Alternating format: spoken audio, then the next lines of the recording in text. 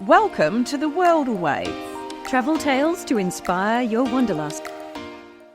Welcome back to the World Awaits. Hi, everybody. Happy New Year. We can say that because we've all been on holidays, and I think that the legacy still retains until the end of January. We are so excited to jump into 2026 with our first full, fresh episode for the year. We have an amazing interviewee to kick things off. It is adventurer and conservationist Tim Jarvis. But before we get to that, how's your week been, Kirsty? How's your holidays? How's life? Yes, well, I mean, as you say, we've both been away to our favourite destinations, you at the Mornington Peninsula and me at Phillip Island, and favourite local destinations, I should say. And but it's been a bit of a bizarre old summer. We had heat waves 1 minute and then cold breezes the next, but it's as we record this, it is actually high 20s and the Australian Open is on. So if you're in Melbourne, make sure you grab a ground pass because the tennis runs until the 1st of Feb. And it's such a cool thing to do. Belle and I actually did it one year. That was so much fun, wasn't it? And we just kind of wandered around and with our Aperol spritz and watched the big screens, and there's great food trucks, and yeah, it's a good thing to do. So you can get tickets actually at the ausopen.com website or also Ticketmaster, and we'll put a link in the show notes. I do love going to the tennis, and I go every year. And you know, we've already kicked off early because we were lucky enough to go to a tennis event this past week with Explorer Journeys to meet its global brand ambassador, which is a world number 2 men's tennis player, Jannik Sinner. Oh my goodness. I've got to say, I didn't love him until this interview, but he's developed a new onboard wellness program for the luxury cruise brand. So we went to the Stokehouse in St Kilda, and he was being interviewed by Catherine Murphy, who's the fabulous sports journalist and presenter for ABC Sport. I love her so much. It was so interesting. You know, he's only 24. But he was so articulate, and he actually left home. He told us this great story about being 13 and playing tennis in Egypt, and his family was back at home. I just thought that was such an incredible thing. I mean, talk about, so he's been on the circuit for so long. It's no wonder he's so articulate. At such a young age, yeah.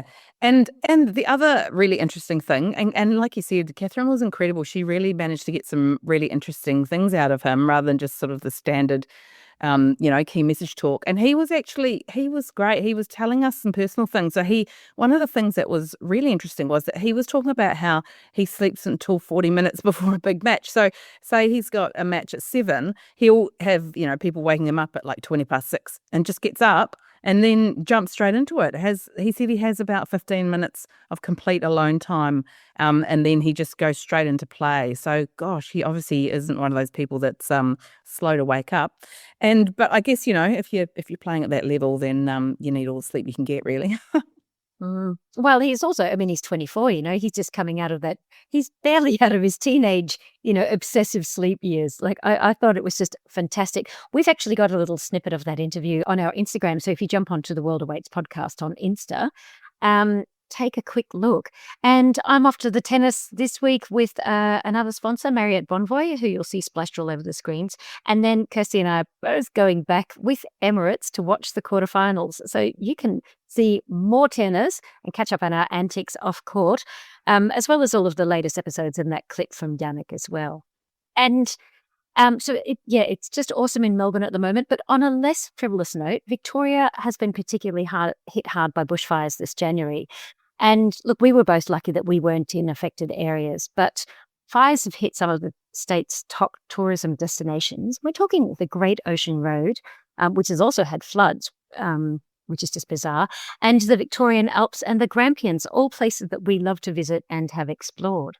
Yeah, and so if you want to help these regions, then even while sort of the fires are continuing on, one good way to support them is to go to Victoria's High Country at Home, which is a new online marketplace which has some products and experiences and vouchers from high country businesses, so you can support them. So go to their website, which is victoriashighcountry.com.au, and we will actually put a link to that again in the show notes, so jump on over to those. Yeah, absolutely. Look, I was totally shocked by the loss of one of my favourite vineyards, Fowles Wines, in the Strathbogie Ranges, because we were just talking about it in our Christmas episode. Their cellar and door and restaurant on the Hume Highway remain unscathed. So if you want to support them, drop in for a drink or a coffee, or further afield, you can do something really simple like just join the wine clubs or order from any of the vineyards in the Grampians in the High Country or in the Otways hinterland above the Great Ocean Road, to show your support for those areas that are really slugging it out at the moment. Yeah, and like we said, we'll make sure that we put links in the show notes so that you can do your bit to support those regions if you wanted to. So moving on, and this week, ING has news research on Australians' travel spending, and it reveals the increase in costs and investments people are prepared to make the most of their trips. So the research actually found that the average leisure traveller is willing to spend about $7,300 on a 2-week international holiday, which is a 20% increase in the past year. And I sort of was looking at that figure and thinking, if you take into consideration flights, though, it's not really all that much. I mean, that's, because but I guess that those stats sort of come as travel costs do continue to rise. Yeah, absolutely. More than half of the people in the survey who were returning international travellers said that they've spent more on things like transfers on their latest trip, and also increased spend on accommodation. Like they actually spent 50% more on their accommodation, and they also increased the amount that they budgeted for activities. So that was actually up 45%. And we talked about this before. Transfers can be brutal. And something you've really got to factor into in your holidays, especially, for instance, if you're staying on an island, such as, in one of the Gulfs in Thailand, or in the Maldives, where you need boat or plane transfers, because they are a significant part of your travel budget. If you're trying to get away from the crowds, you've just got to spend that, haven't you? Yeah, you do. I was actually talking to someone about this recently, and she was saying, "Oh, I don't reckon transfers are that bad. Like land, we were talking land transfers, not like ridiculously expensive seaplane transfers or anything." And she was saying, like if you think about it, if you're with a group, and then if you're a single person and you're traveling with say 4 others or something, and it's $150 and you split it. Yep, I get it. It's not really that bad. But as a family, that's if you double that, and that's just particularly if you're going to more than one place, but even if you're just going to one place and you double that, that is an extra $300. So yeah, it can be, you've got to take it into account. The stats also showed that travellers allocate the biggest shares of their budgets to flights. I mean, go figure, because it's very expensive, isn't it? And transfers, and then accommodation, followed by food and dining and activities. ING's head of consumer and market insights, Matt Bowen, said basically the results show Australia's passion for international travel is undeniable, which we know, and they are willing to invest significantly in creating unforgettable memories, even as costs rise. So he said that saving for a holiday continues to be one of the most popular financial goals. Yeah, and given most of our listeners are interested in travel, it's not a surprise. But yeah, I mean, avid travellers are obviously gonna scrimp on other areas. I remember when our kids were just little babies, and we were in the thick of having a massive mortgage and stuff, and we hadn't been in Australia all that long, and we made some sacrifices back then, to travel. Like we would always scrimp in other areas and save in other areas just to get up to even say a package deal up in the Gold Coast or something. And then there's obviously always camping's a good way if things are a bit tight too, and you can't get away overseas, then that's obviously another great way. And the stats are all showing obviously that camping and motorhoming is growing increasingly because of those reasons. Yeah, we camped as kids. Like there was no holiday like there was only camping holidays. You might have had to trim back your wine budget, Kirsty. You didn't get out on the road. Yeah, So because I drink so much. I think I'm going to say your household's wine budget and just leave it at that. So look, here's a hot tip. If you scoot back to episode 123, which is just before Christmas, you can hear us talking about some great hotels that don't break the bank either. And I was actually talking about this on 3AW the other day. I'm going to put a link to that in the show notes as well. We were talking about Sydney, Melbourne hotel prices, and there's some really interesting stats in there about where to holiday. Basically, don't holiday in Sydney because it's through the roof. Ultimately, though, nothing beats travel for a reset, regardless of what it looks like for you. And that's why you're here, and we love you for it.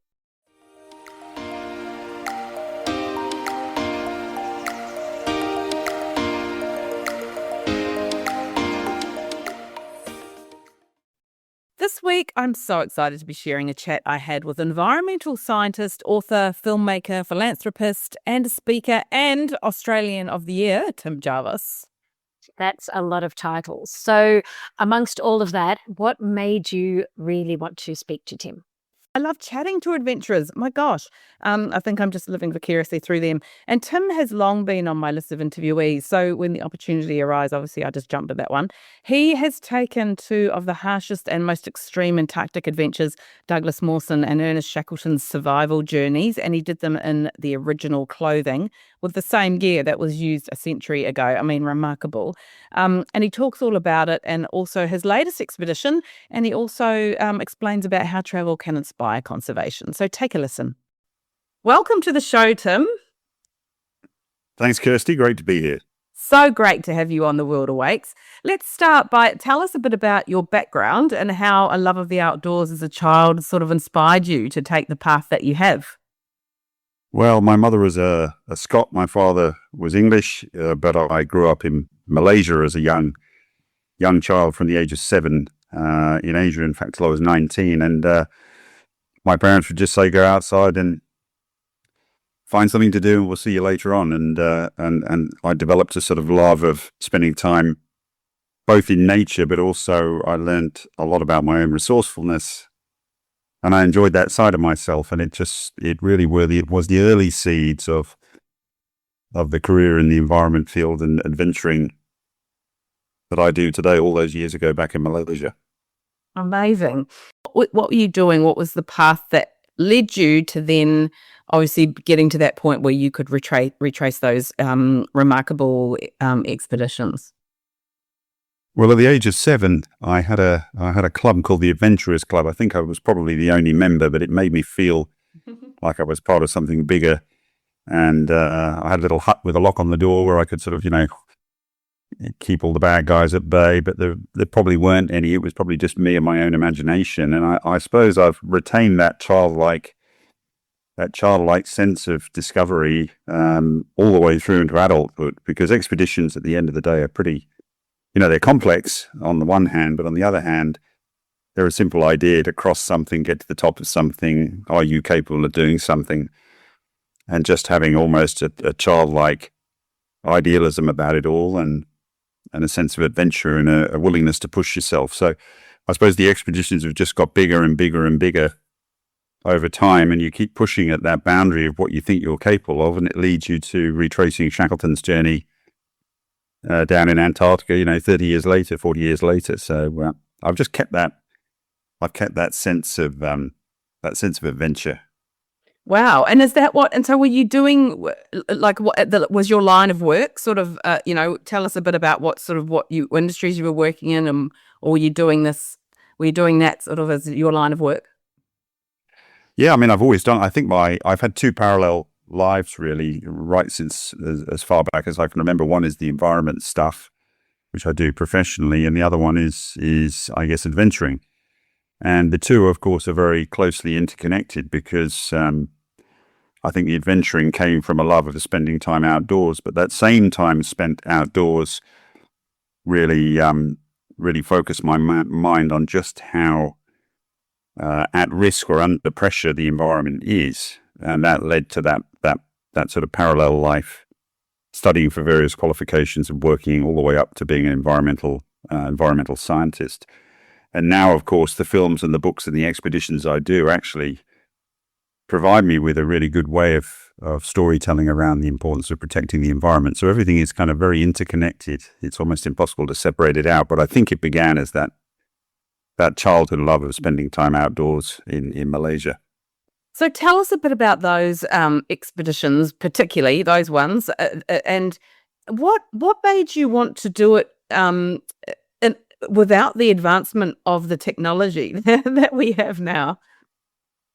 Well, I think expeditions, there's two bits of it. And I suppose you could say the same about travel and adventure travel. I mean, one is seeing new places, and the other one is the changes it brings about within you. It's your own personal internal journey that you go through when you find yourself in new situations and new places, meeting new people, having new experiences. And so there's always been two parallel things. There's the literal journey of exploration and the personal and the kind of the personal journey of exploration.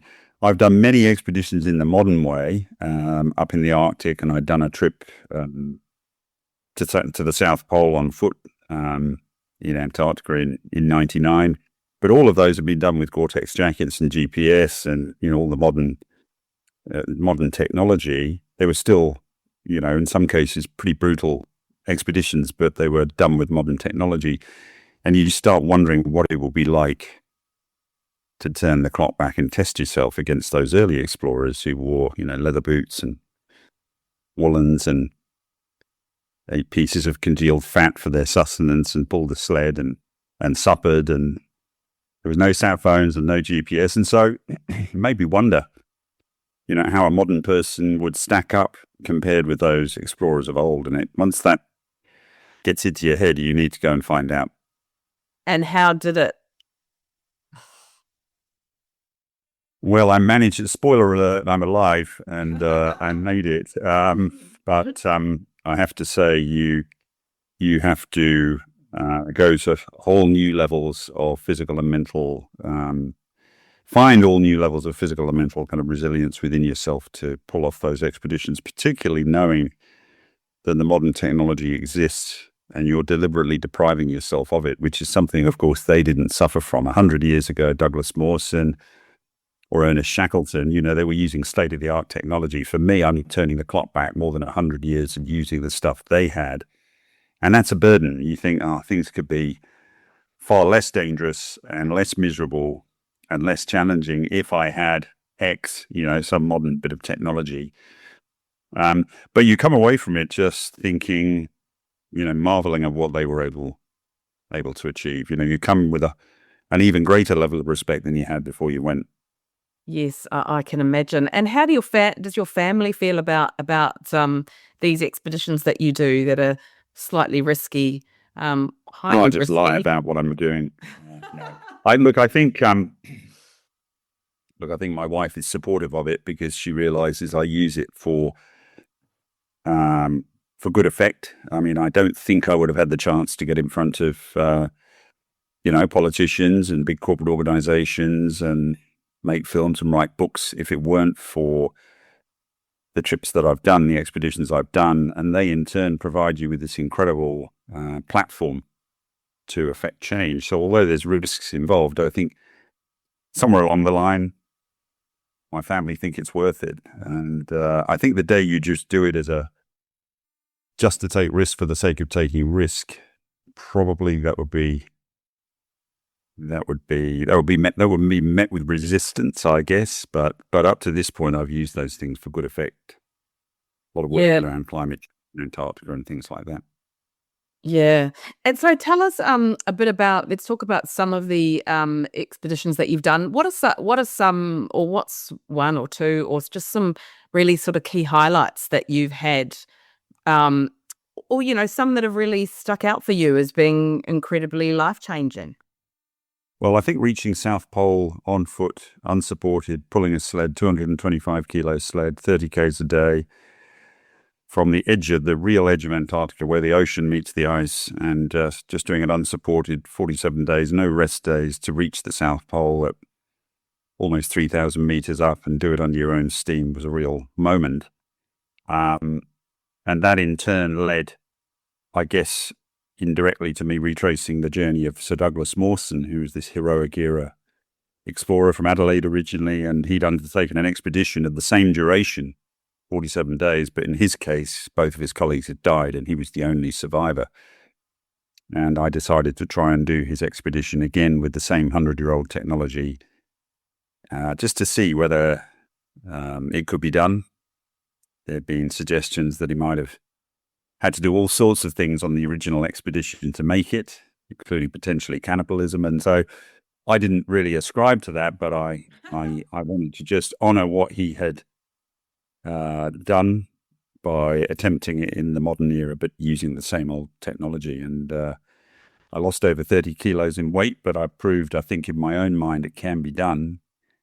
And that in turn then led to me being asked by the granddaughter of Sir Ernest Shackleton to retrace her grandfather's journey, where his ship sank And he managed to save everyone from certain death in Antarctica after a crazy small boat journey across the Southern Ocean from Antarctica to an island called South Georgia. And again, we used no modern technology, rebuilt the boat, ate lard, wore cotton smocks, no GPS, big seas, plenty of scares. Almost didn't make it, but managed to get to the same whaling station that he got to 100 years before us and kind of, honor what he'd managed to achieve. So I think they're probably the three big highlights. I've done lots of other expeditions over the years, but those three probably stand out, all with an Antarctic focus.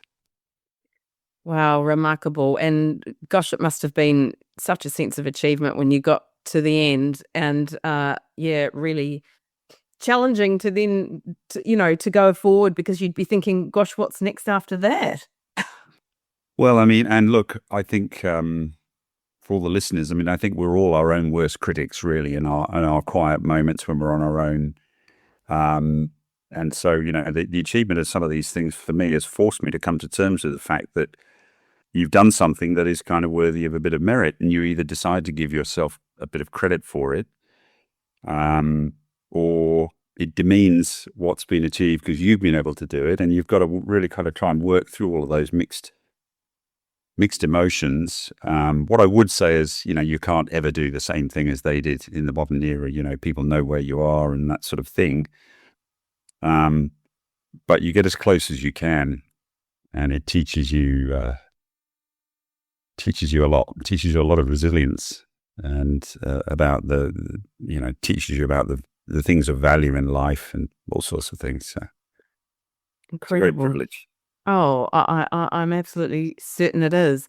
And so let's talk about then, like, how this has all sort of inspired you, or obviously all of your travels in the area of conservation. So, and obviously, they say, you can't protect what you don't love, and obviously you've grown to love, particularly, Antarctica. And so what are your thoughts around that? I mean, there's questions around, obviously, the longevity and sustainability, particularly with cruise ships going in and all that, this sort of thing, around the conservation of particularly that area.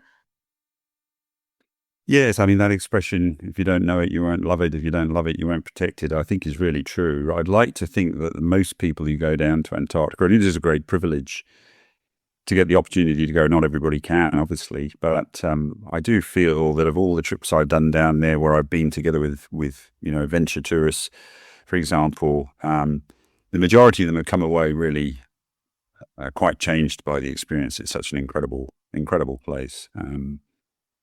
And I do think it, on balance, is one has to be careful what one says here. But I think Antarctica will not live or die based on how many ships go down there. I don't think the footprint of the ships, although you have to be careful, particularly with things like disease spread to penguin colonies and things like that, that has to be regulated. And IATO do a very good job of that.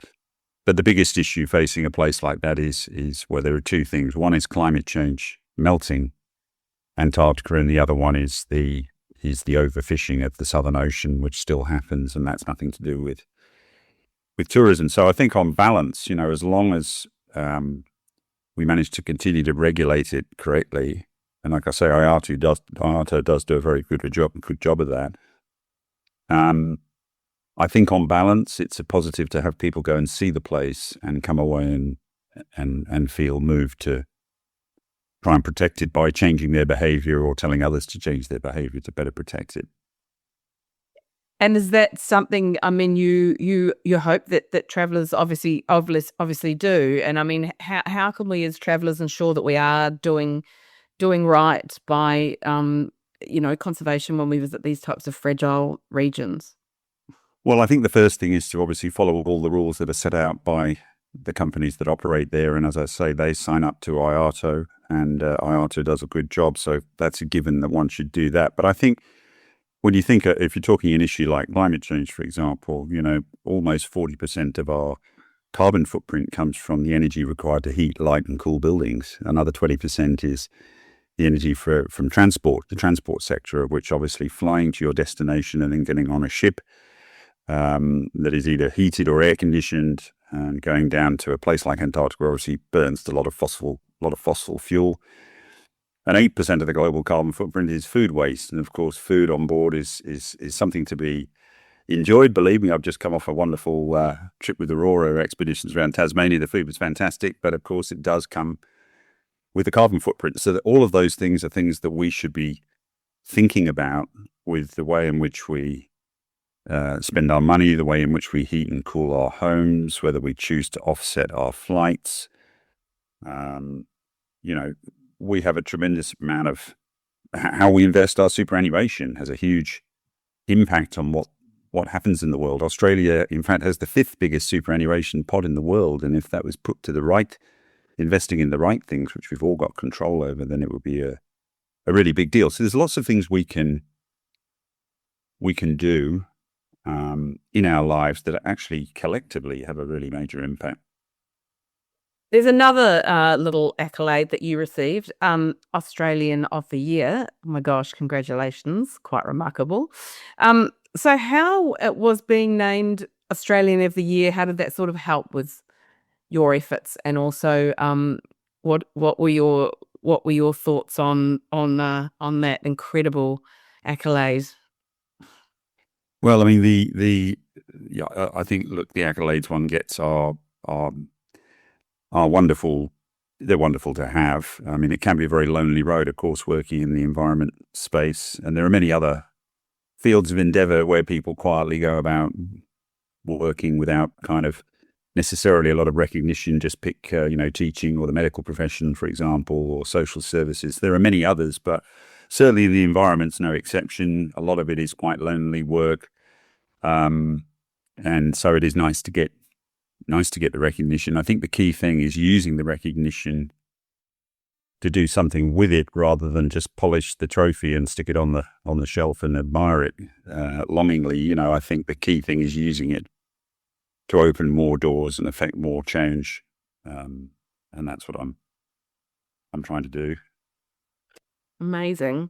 So tell us what sort of projects you've got planned for 2026 and beyond that. Well, I mean, look, I've been working a lot on, I worked together with the Environment Minister here in South Australia to get a Biodiversity Act for South Australia, where I'm speaking to you from. That was a major achievement. I'm looking forward to seeing what that will look like when we try and roll out habitat conservation at scale in a place like South Australia. In 2023 and 2024, I worked with an organization called Pew, who are a very well-respected advocacy group based out of the US, and we got protection for Australia's 3 sub-Antarctic islands, Heard and McDonald Island and Macquarie, massive sanctuaries around those. So I will be continuing with those pieces of work, but a week after this airs, I will be leaving from Cape Town to go to Antarctica again. And it's kind of secret, so I don't want to have to kill everyone if I give anything away, but it is a very, very exciting expedition to a remote part of Antarctica leaving from South Africa by plane. And I'm going down with various space agencies who see Antarctica as being like an analog for space. It's cold, it's dry, it's very extreme. If you can find life there using your instrumentation, or if you can find minerals, certainly no one will be extracting anything from Antarctica, but just testing the equipment to see how it could be used, maybe to find water on the moon. So we're going to be testing equipment in very extreme environments in the deep interior of Antarctica, in a place called Dronning Maudland, which is very, very spectacular. And I'm very excited. So I've been planning that for several years, and hopefully you'll hear more about it, because we'll make a short film about what we've done and maybe then something bigger, a little bit longer term. Oh, how remarkable. And we will certainly be talking about that and linking to everything you're doing also in later episodes for anyone that is listening to this now. So what are your hopes for in the future for sort of what travelers will do or how they sort of view the world? And what are your hopes for to our listeners who are really avid travelers, and how the way that we treat the world in the future? Well, I think traveling responsibly is really important. I think for a start, it would be great if someone's travel didn't have any negative impacts on the environment. That means sort of offsetting your flights, maybe thinking about the kind of food and the wine and all the good things you enjoy when you go to remote places. They have to be probably brought in from somewhere else, and there's a carbon footprint associated with those. So it would be great if one could think about just completely negating any negative impact associated with your travel by buying things like carbon or biodiversity credits to help with that. I then think, in country, if you're in a different country, or indeed if you're just in Australia, you should be aligning with organizations who are doing things the right way. Ask about the credentials of the travel operator you're doing something with. Ask them what they're putting back into the local community. If it's in Australia, do they have any First Nations people involved? What are they doing to contribute back to those kind of communities? If it's in East Africa, the same. So important to be trying to operate not just sustainably, but I think we need to be thinking regeneratively. Being sustainable is about just cancelling out any negative impact your activity could result in. Thinking regeneratively is thinking how what I'm doing or the travel I'm doing, how will that actually bring about a net positive change? Can I get involved with a local charity in the country I'm going to? I have my 2 weeks of adventure travel. Could I put a day towards actually working together with a local charity in the country that I'm going through? So leaving things better than you found them, I think, is the key thing. Fantastic answer. And gosh, I could talk about this sort of stuff with you for hours, but we are unfortunately running out of time. So I'm going to ask you the question that we ask all of our interviewees, which is, what's the most bizarre thing that's ever happened to you on your travels? The most bizarre thing. I think probably getting a lift out of Antarctica from a very, very remote place by a bunch of Russian parachutists who just decided to jump over this remote part of Antarctica on New Year's Eve of the new millennium. And it happened to be where I was, and I'd almost run out of food. I'd almost given up all hope, and then parachutes landed within a couple of Ks of my tent. And I've got to tell you, this is a very remote spot. I skied over to them, and they said, well, look, our plane is coming. With the very limited English they spoke, they said, our plane is coming back in 2 days. And seeing this Ilyushin 76 four-engine jet land on this remote piece of ice that I then hitched a ride with, I didn't even know where I was going. I just knew it wasn't Antarctica, and that was fine. I'd been down there for 80 days at that stage, almost run out of food, and them dropping me off in South America. Just got a manly hug from one of the guys, and he walked off, and that was it. There was no money, there was no transaction. It's just, I was standing there in my polar gear on a military runway somewhere in Chile, and I thought, what just happened? 6 hours of our in Antarctica on the ice. Yeah. Incredible. Gosh. Well, yes, that's certainly bizarre and quite remarkable. Wow. What incredible tales you have to tell. How fun it would be sitting around with you with a few drinks to hear more about all of these incredible stories. But There are more. well, we'll just have to revisit it. But thank you so much for taking the time to talk to us. And we would certainly love to have you back on at any time. Thanks, Kirsty. And as a final plug, I should mention my project, the Fork Tree Project, which is a rewilding project. But now we have a bit of an ecotourism operation going there. We're trying to get people to come and see the work we're doing in South Australia and maybe get inspired. So do check it out. Yes, we will. We'll absolutely put links to that in the show notes as well. That is just remarkable how he lost 30 kilos in weight when he did the Douglas Mawson expedition, and it shows his absolute dedication. And if you'd like to follow Tim on his latest adventures, you can find him on Instagram at Tim Jarvis AM, and his website is timjarvis.org. If you'd like to help support our production costs, you can buy us a coffee at coffee.com/theworldawaits. That's ko-fi.com/theworldawaits, so we can continue to bring you inspirational travel interviews with the world's best. Our tip this week is about how to stop constipation on holiday. Now, despite us laughing about this is actually a very serious matter. With the new Movicol Constipation State of the Nation report, yes, there is such a thing, finding that nearly 80% of Australians have been constipated while on holiday, and for 1 in 5, they say it has outright ruined their trip. You know, we've talked a lot historically about the reverse issue. Let's think Bali belly, right? Delhi belly, every other belly, gastro and back end issues on planes. And I'm not talking about where you're sitting. So it's only fair that we shine some light on the struggle at the other end of the scale. And this report shows the top feelings associated with constipation are obviously frustration. That's nearly 50% of people said they were frustrated, and the same were annoyed at being constipated. And that really puts a dampener on your holiday. Yeah. So, look, changes in diet, hydration, medication, and routine obviously play a pretty big part here. And also flying, because if you're trying not to drink too much water because you don't want to be rushing to the loo all the time, then that can sort of, firm things up at the other end. And the report also found that 60% of Aussies agree that a satisfying poo improves their mental health, which reinforces how connected our gut and mood really are. So, I know I'm so childish at this one.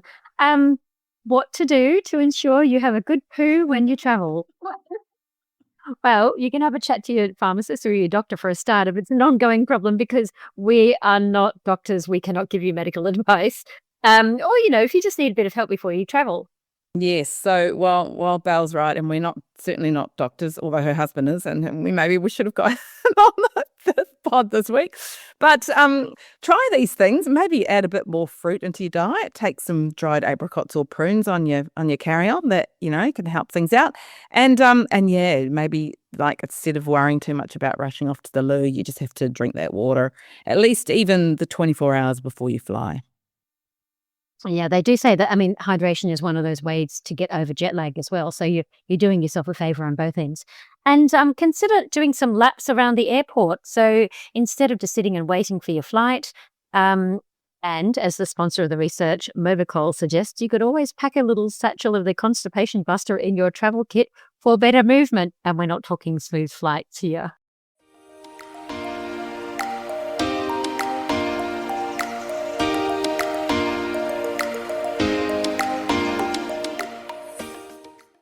Next week, my guest is the fabulous walker, author, podcaster, and wilderness advocate, Caro Ryan, who's talking about why you should learn to navigate when bushwalking.